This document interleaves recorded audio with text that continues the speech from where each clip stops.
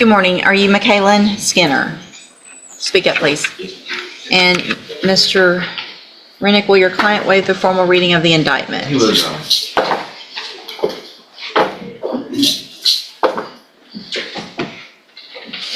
Give me just a second to get that pulled up.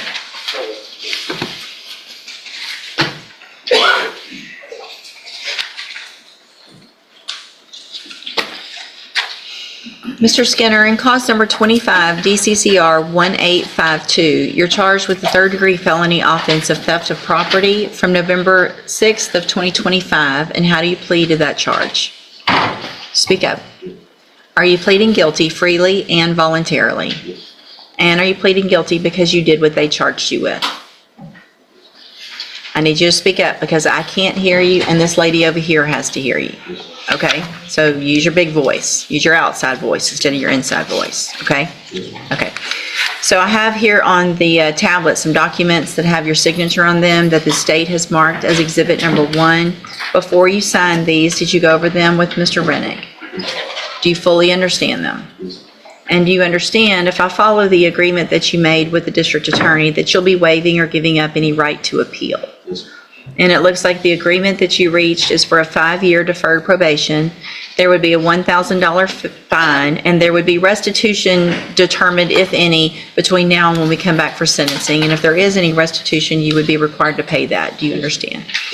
Do you also understand, if you're not a U.S. citizen, that a plea of guilty or no contest may result in your deportation, exclusion from admission to the country, or denial of naturalization under federal law? State tenders number 1. No objection, Your Honor. It's admitted. Is there any evidence that Mr. Skinner is not competent? Not for those tests. All right, sir, I'm going to find that you entered your plea of guilty freely and voluntarily. Find that you're mentally competent and you understand the nature and the consequences of your plea. Find sufficient evidence to find you guilty, but I'm going to reset your case so that the probation department can do a pre-sentence report. That'll give me more information about you and your case, and then we'll come back later for sentencing. You need to stop and talk to probation on your way out of the courtroom today to start that process, and she's sitting at that desk right over there. Okay? We'll see you back at sentencing. Thank you. Thank you, Your Honor. Thank you. Ms. Hawkins, are you ready on, let's see, Mr. Spites? Okay.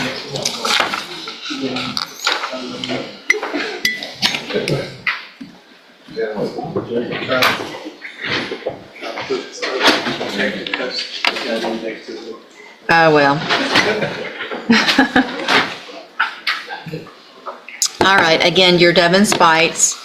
And so now that everybody's had an opportunity to visit about the pre-sentence report, Ms. Hawkins, is there anything?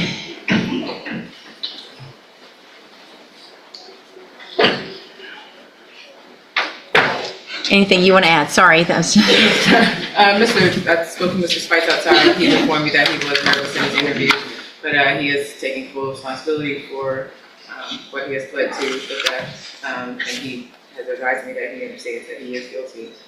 Okay. He doesn't really know why he said that other than just nervous. Okay. As far as the recommendations, Your Honor, the recommendations do include ISF.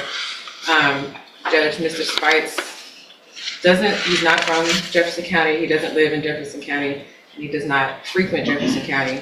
And I do want to bring to the court's attention, the only reason we are before you in this court is because the penal code does allow jurisdiction in the counties where a person has stolen goods. So he was pulled over going down I-10, passing through Jefferson County. I think that's important because what his actions did was they did not affect the people of Jefferson County in a direct way. And I think that's something that should be considered when placing someone on community supervision in the community where they are charged with a crime. I think it's important that his actions did not occur in Jefferson County in this case. He has a delicate situation right now, Judge. He has 5 children who are very, very small. I think 3 of them are babies, they're still infants. Additionally, as the PSR shows, he has pending cases in Fort Bend right now. He's going to court on those cases. He's dealing with those. I think having him in ISF is going to create much more of a stressful situation for him in providing for his children and dealing with those cases and resolving everything he has going on than it would to help him. And I think the point of community supervision is to help the people who enter into it he's willing to do all the other conditions of community supervision, the drug testing and all that. I think that ISF was recommended partially because of him admitting to marijuana use. He's willing to. If I test you this morning, you gonna have it in your system? Have a seat in the jury box. Let's check you. Then we'll go forward.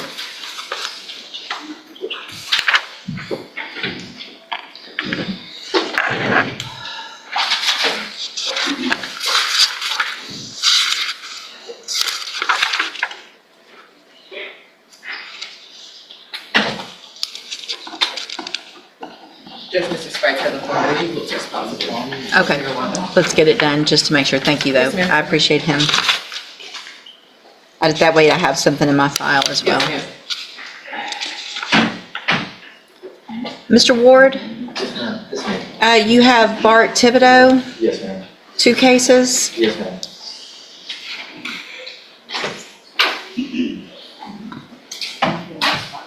Good morning. Good morning, sir. How are you? Good, how are you doing?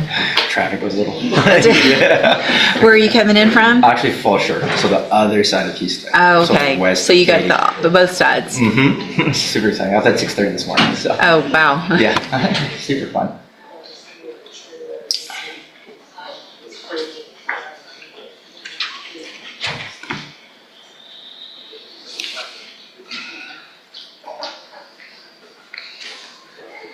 Good morning, sir. You're Bart Thibodeau? Yes, ma'am. And Mr. Thibodeau is here in cause number 25 DCCR 0339, charged with solicitation of prostitution, and 25 DCCR 0755, charged with possession of a controlled substance. And what is the announcement? Plead not guilty to both counts. And let's see, when were you, I'm trying to see January 8th, I believe. when you were hired. I don't even see it in this I did file. a motion. Did I have it? 'Cause I got most of the discovery. No, I'm sure you did, but otherwise I wouldn't have you on my docket. I just don't see when it was filed. So what I'll do, Mr. Thibodeau, is reset the cases for about 30 days to give you some time, get with Ms. Malfino. She'll explain the process to get on the portal, to get all the discovery, and then we'll see where we are at that next court date. Okay, perfect. All right, make sure you stay in touch with Mr. Ward. He's going to get all the discovery in the case electronically, and then he will, I'm sure, want to get with you and go over all of that before the next court date. All right, you're free to go. Thank I you. would go this, as far as he did want to amend some bond conditions, I don't know if you guys wanted to formal. Did you file a motion No, I on didn't. I just that? wanted to see if you wanted to do a docket entry or would you like me to file a formal? I think just to give Ms. Malfino time to see what that is, if y'all want to talk about it real quick before you leave, if there's some agreement, you can let me know. Otherwise, if there's an issue, I'll give her at least a week or so to get ready on that. I All right, completely understand. just let me know. Minutes so I'll hold that it. He doesn't have to come back. Yes, sir. I'll hold it, ma'am. And have we seen Mr. Sean Villery, Samuel? It's a dismissal. Oh. There it is. Well, he got out to come in to see us. That's not fair. It's very old. Arrested, and that's why it's treated that way. Gotcha.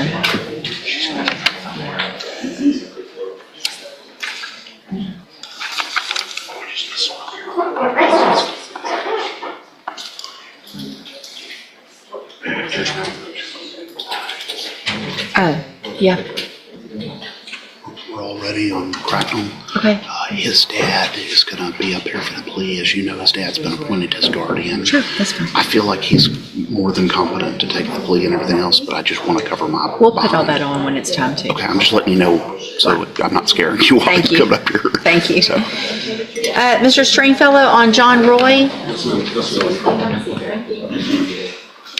And do you have your discovery certification?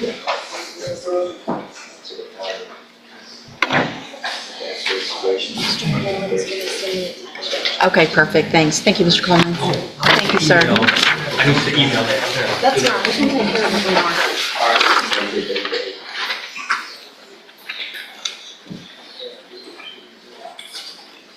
Good morning, sir. Are you John Roy? Yes, ma'am. And Mr. Stringfellow, will your client waive the formal reading of the indictment? Yes, ma'am. Mr. Roy, in cause number 25, DCCR 1365, you're charged with a state jail felony offense of driving while intoxicated with a child under 15, and that's from July 3rd of 2025. And how do you plead to that charge? Are you pleading guilty freely and voluntarily? And because you did what they charged you with? I have here on the tablet some documents that have your signature on them that the state has marked as exhibit number 1. Before you signed these, did you go over them with Mr. Stringfellow? Do you fully understand them? Yes. And do you understand if I follow the agreement that you've made with the district attorney that you'll be waiving or giving up any right to appeal? And it looks like the agreement that you've reached is for a 2-year term in the state jail prison, but that would be probated for 4 years. You would be ordered to pay a $1,000 fine and to follow all of the rules and conditions of probation. Is that your understanding? Do you also understand, if you're not a U.S. citizen, that a plea of guilty or no contest may result in your deportation, exclusion from admission to the country, or denial of naturalization under federal law? State tenders number 1, Mr. Stringfellow. Yes, no objections. It's admitted. Is there any evidence that Mr. Roy is not competent? All right, Mr. Roy, I'm going to find that you entered your plea of guilty freely and voluntarily, find that you're mentally competent and understand the nature and the consequences of your plea, find sufficient evidence to find you guilty. However, I'm going to reset your case so that the probation department can do a precedence report. A couple of things, Judge. The agreement contemplated an interlock device. I don't know if we put that in the paperwork. And another thing, Judge, I don't know if the court would entertain, Mr. Stringfield and I talked about this, maybe waiving if he is on this case. Okay, let me, can you send me that paperwork back, Anna, and I'll write, that's your agreement, is that he would have an auto ignition interlock device on any vehicle he drove? Yes, sir. No history that you can, Judge, the state's file reflects a 1994 operating a vehicle by intoxication. That's out of the state of Louisiana. And a couple of arrests, an arrest for battery in 2008, another arrest for battery in 2019. Other than that, no other criminal history. My understanding is that the defendant is from Louisiana? Yes, he resides in Louisiana. okay. So, with everyone's permission first, can I make that right in on that agreed punishment recommendation page, the agreement for the auto ignition interlock device? No objection. No objections. All right.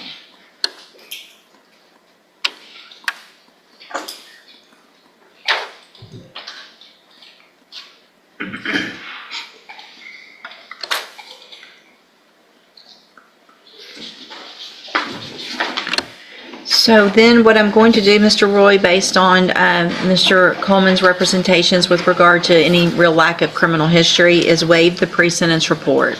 So again, make that finding that you entered that plea freely and voluntarily. Find sufficient evidence to find you guilty, and at this time, follow the agreement that you made with the district attorney and find you guilty of the state jail felony offense of driving while intoxicated with a child passenger. Sentence you in accordance with that agreement to a term of 2 years in the state jail prison, but I'm going to probate that, so you're on probation for 4 years. You're ordered to pay the $1,000 fine and to follow all of the rules and conditions of probation. That includes having the auto ignition interlock device on any vehicle that you drive. You cannot drive a vehicle unless it has that. You'll talk to probation today here in the courtroom. She'll probably send you over to the probation office at some point. It's important you give them all the information of where you live so that they can work on the proper process of getting your probation transferred over where you are, okay? I'm handing you now the trial court certification. That shows this was an agreement that I followed, and so you've waived your right to appeal. I also handed you a written admonishment regarding your ineligibility to possess a firearm or ammunition. Because of the judgment entered against you, you're ineligible under Texas law to possess a firearm or ammunition.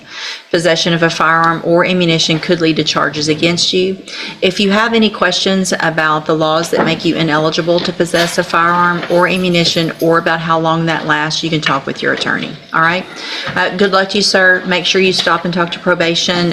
She might be ready for you now. She might have you have a seat and then visit with you. Yes, sir. He currently has a portable device. Do you think it's possible for him to keep that device instead of installing the permanent machine into his vehicle? Mr. Coleman, what's the state's position with regard to the portable? Not necessarily opposed to that, Judge. Is it it's not required on the state jail felony for him to have, for me to make a finding on the auto ignition interlock. It's not. Okay, so what I will do is have probation place, if he has the portable, he doesn't have to have the auto ignition.